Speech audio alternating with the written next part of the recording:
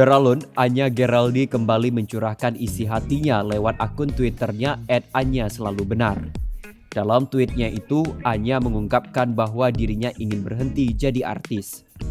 Secara gamblang, Anya menyebutkan ia kadang terpikir ingin pensiun dari pekerjaannya yang membesarkan namanya hingga kini. Rupanya, tweet curahan hati Anya tersebut ramai direspon negatif oleh warganet.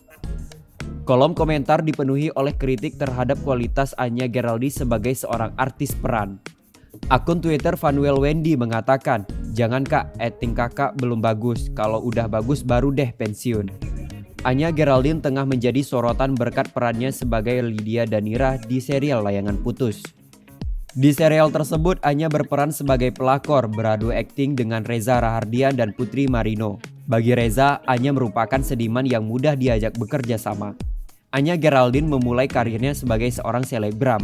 Namanya mulai terkenal di media sosial sejak 2016. Pada tahun 2018, Anya mulai terjun ke dunia peran. Debut pertamanya sebagai seorang artis terwujud lewat film Tusuk Jelangkung di Lubang Buaya.